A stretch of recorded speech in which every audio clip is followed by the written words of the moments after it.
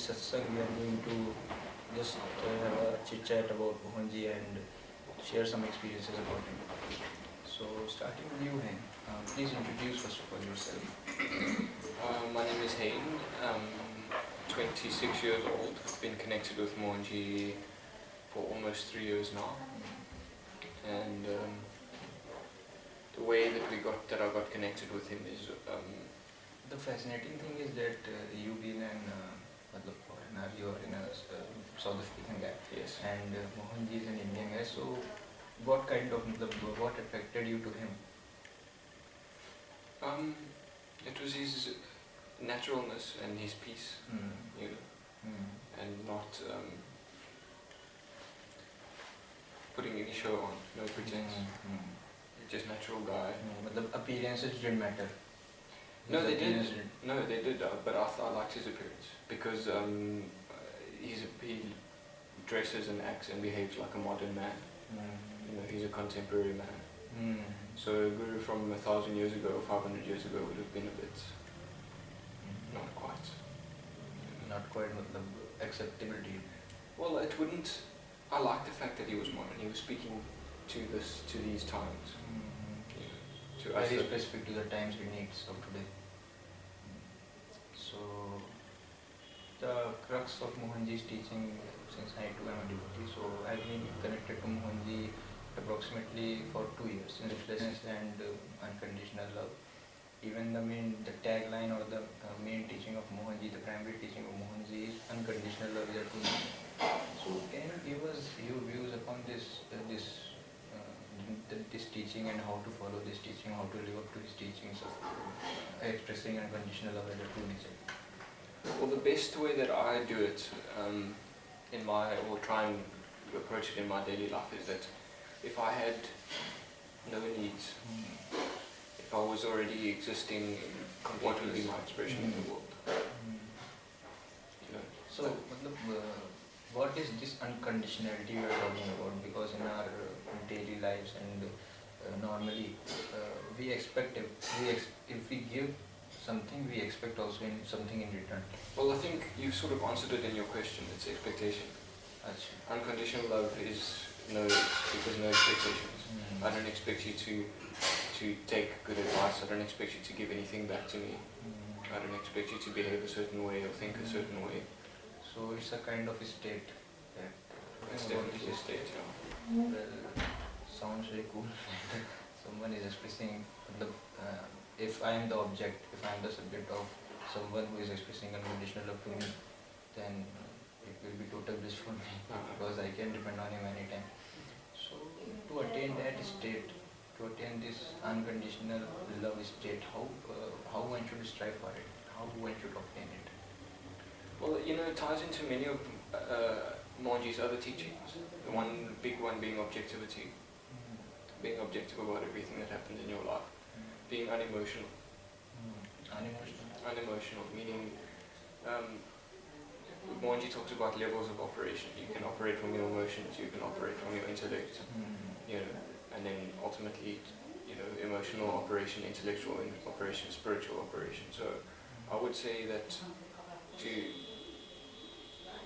being objective means operating more from intellect. Operating and not from the intellect, and not from our mind and senses. Yes. So you have more, there's more of a distance between you and what's happening, you know. It's very clear to you, this emotion that I'm experiencing, that is not me. So we are talking of a kind of emotion-free expression, expressing ourselves purely based on objectivity. So how to attain that? How to attain this objectiveness that we are talking about?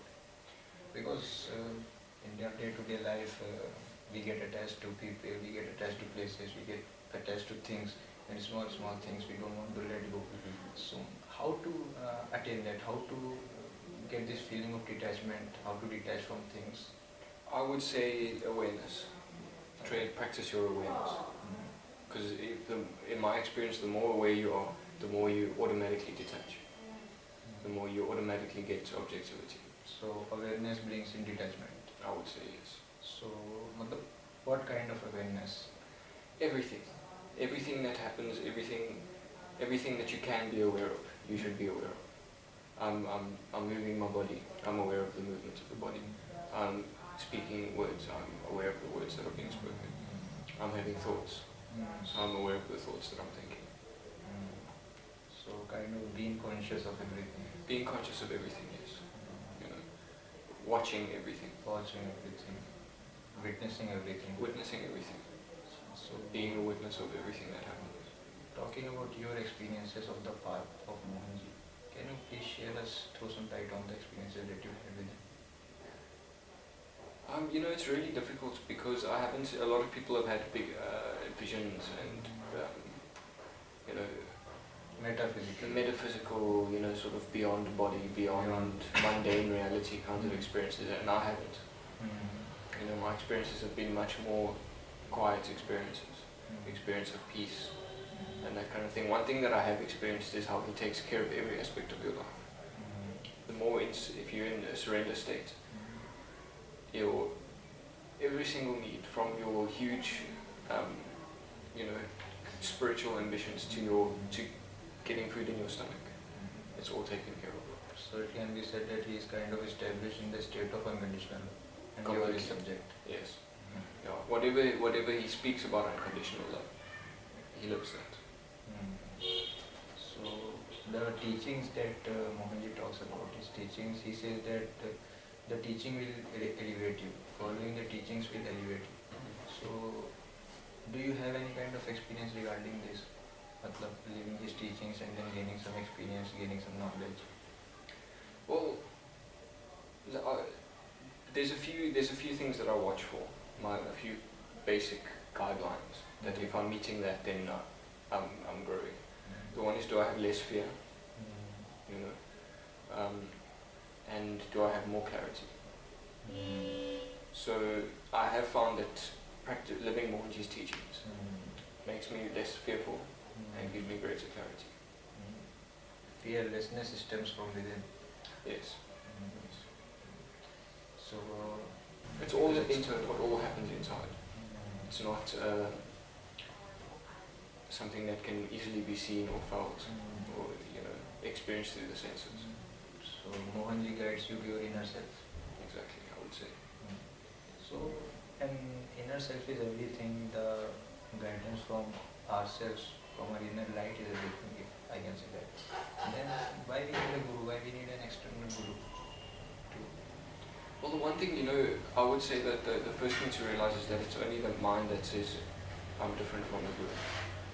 You know, that here is me and there is someone who is called the guru. You know, so you are the guru. It looks like an external, but he is within. That's the body is the external guru in the name and form of Mohanji is just a projection of the internal guru. And also what I would call the Guru Tattva, the principle of Guru. And he always says to connect in consciousness and not attached to his body. So why it is so important to connect to his consciousness, and what one gains by connecting to his consciousness? What are his experiences? Well, again, I would say, you know, connecting to his consciousness takes you to yourself. You know. And it's permanent. You know, consciousness it will never leave you, but body can die. Body will be burnt or buried, or, you know, either his body will die or my body will die. Then what's left? Only consciousness. Body has a temporariness attached to it. You know, as Mohanji says, body exists in time. You know, whereas consciousness is timeless. So talking of this time and space, so Mohanji says that he is eternal in the absolute reality, but talking of this linear reality where we are living, he says that time and space are relative, and what is absolute is you and your consciousness. So how to interpret it, because it's for a layman, for the one who is not so conscious, so attached to Mohanji and to his teachings, who can't experience. So for a layman it becomes quite difficult to understand understand this. Can you put in just in simple terms what he is trying to say? What is the total summation of all these things? It's really difficult to answer that, you know. Because But I would say, because I think only a disciple can answer it. I would say you need to basically realize that whatever you're looking for, whatever you want to experience, is already there. But the mind, which looks outside and looks into the future, which is based on relativity, as you said, it requires time and space. So when we talk of this this consciousness and experiencing the consciousness, so what one should need to experience the consciousness? What is the prerequisite to experience his consciousness? What one should do to experience his consciousness? No doing gives you any consciousness. But if you need something to do, I would say just be empty. Automatically, consciousness is there. Be empty is harder said than. Yeah, it is. Be again, I would say awareness. You know, awareness is the thing that you need. If you need to silence your mind, you can't silence your mind, but you can be aware of your thoughts. Then, when awareness is there, automatically, be with whatever you're doing. You know. We should be with our actions, be with our thoughts, be with our words. But with the clear knowledge that that is not you. You're the one who's witnessing all that. You know. So this knowledge, these things are interdependent. The knowledge comes out of awareness, and awareness would come out of knowledge. On the net we have, on the net and everywhere, not only on the internet, we have a tremendous amount of information and information overload about spirituality and many concepts. There are some channelings done by alien races, ET races, you must have seen. And there are concepts of Kundalini and all. So how one can differentiate between these concepts and a true, the ones who are selling the concepts and a true master? Experience. How one should know? True master delivers experience. And the guys with the concepts, that's all they can give you is their concepts. So the concepts are not transformative. No, the concept, it's just like reading, like doing maths or reading a novel. It doesn't, as you say, transform. Talking about elevation in consciousness. So what are the, first of all, since I'm on the path of seeking, I'm a seeker. So I can't understand these levels of consciousness that we are talking about. How to elevation, if we are mentioning it from elevation, then we will have to talk about levels. So what are the levels of consciousness, and how one can judge or how one can see that we are elevating? I would say... What is the parameter? What is the indicator? I would say the more selfish you are, the more lower levels of consciousness you say. But the more your vision and your awareness and your consciousness includes everybody, that's the higher consciousness. The higher consciousness expresses itself in selflessness. Selflessness. And lower consciousness in selfishness. Yes, I would say. That's the measure. You know. So, what's the use? Use would not be the right word. What one gets, because ultimately, if I do anything, if you do anything, or if anyone else does anything, it has a tinge of selfishness attached to it, that what I will get from it. So strive for this higher consciousness. The answer that I'll give you is probably quite too simple or too boring an answer, but basically because it feels good. I think the closer you are to the highest consciousness, the more blissful your experience of existence is. So this bliss that we are talking about, what is this bliss? I would say you could call it bliss because it never changes. Your state never changes. Your state never changes. The bliss states never changes. You are kind of unaffected by everything. Yeah, I wouldn't say life stops. I think you still have happiness, you still have sadness, you still have pain, pleasure, all these things. But it doesn't really touch you. You become perfectly established as the witness of these things. You are not the doer. Not the doer. So the ultimate realization of, it can be said that the ultimate realization of our path, the path of pathlessness, is realizing that you are not the doer. I would say yes. Yes. I think there's realizing what was already there all the time. You know. What was guiding us, or can we said that because I checked out one blog of Mohanji, pkmohan.wordpress.com. So he was talking about being conscious. In every blog he has mentioned the term conscious, and conscious of thought, words and actions, and plus the oft repeated term is consciousness, connecting to consciousness. So this being conscious of thought, words and action is the yes, that's also I think where a lot of us miss, because the destination is consciousness and the path is consciousness, and for consciousness plus liberation. That's the thing though. I think when you become perfectly established in consciousness, because also I don't think it has any limits. The consciousness. Yeah, exactly. So you're not when I say consciousness, what my idea of it is, it's not a thought.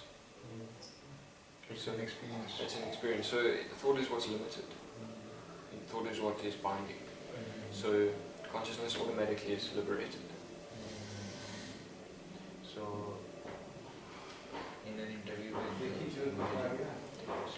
I asked him very frankly and very pointedly. I asked him what was his mission, why has incarnated, and so he just expressed one word, that is liberation. So why is this liberation so important?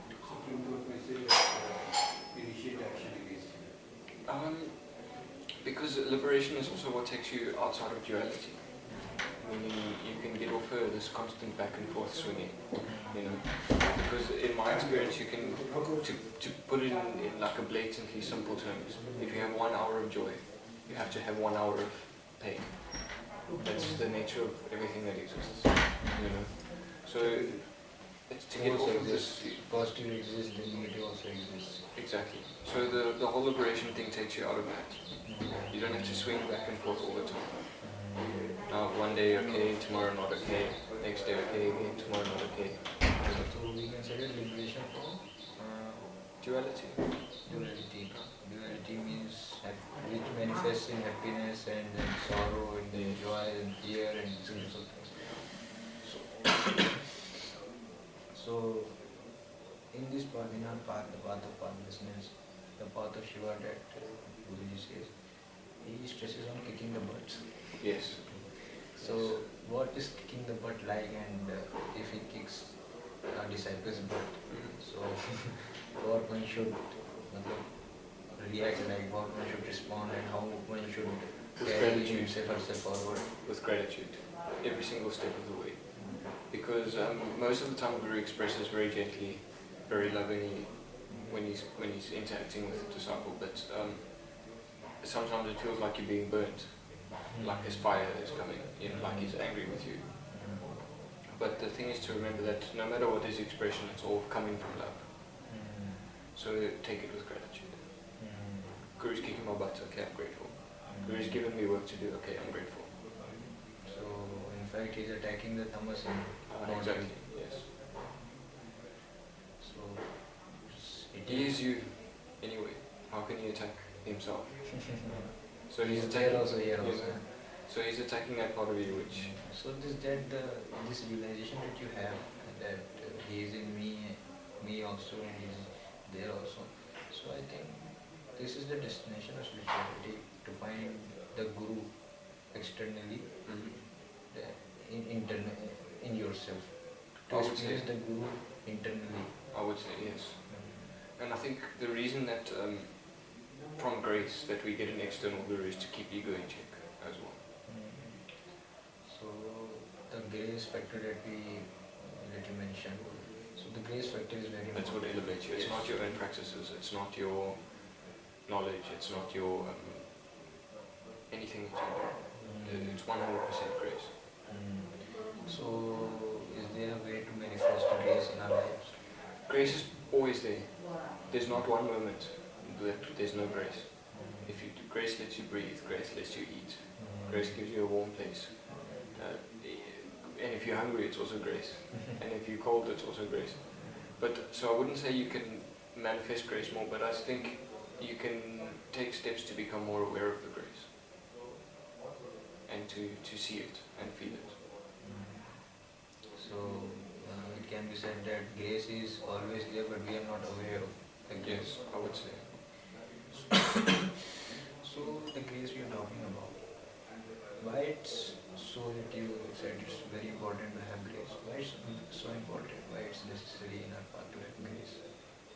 To experience grace, to be aware of grace? Because I think, the spiritual journey is long. It's very, very, very long. Life after life after life after life. Lifetimes, many lifetimes, And it's so subtle and so exists in such silence that you can miss time and time again. I think for each of us there's been times where we on the doorstep of the highest consciousness, but we miss it. You drifted away. No.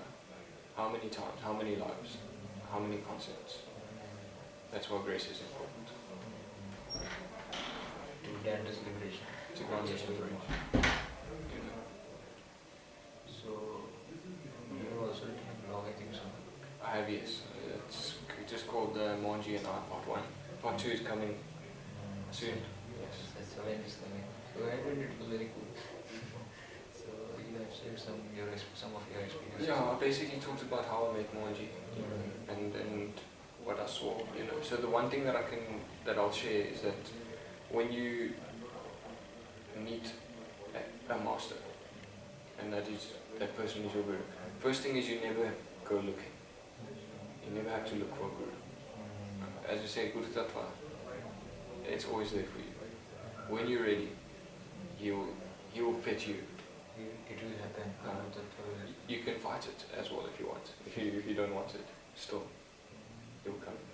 So, since you mentioned you're meeting with them, so how you met him? Was it a kind of a metaphysical experience? Or Not at all. Supernatural occurrence happened? I would have liked something like that, but no, it was actually very simple, which is also a teaching.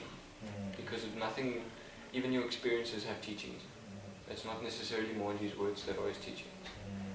So I met Mohanji through Facebook. Actually, my parents met him through Facebook. And then they were telling me about him and I was not interested, He didn't fit my frames, because he was married. Expectations. Again, how many times, how many lives, because of expectations or some concept you have that you miss, But then one day I was desperate enough. Mohanji always says there's two ways you can be in surrender, or two ways that you can connect with divinity, and the one is surrender and the one is helplessness. So ego was big, so surrender wasn't the way for me. I had to become helpless. But that's grace as well. Universe makes you helpless so that you can connect. So I think I was an alcoholic, non-vegetarian, but still Guru Mohanji's grace happened. So talking of incidents like this, cases like this, what is the parameter to assist grace, or what is the free request of getting grace? Is it kind of inner purity? This is what Mohanji teaches, is purity. It's eligibility actually. And purity leads to eligibility. And selflessness is purity. Selflessness is purity. Yeah. Or it's the expression of purity is selflessness. So if we constantly express ourselves selflessly, then we are getting pure inside. Yes, I would say. And that purity, what is the expression of that purity? How Love. it expresses of? Love.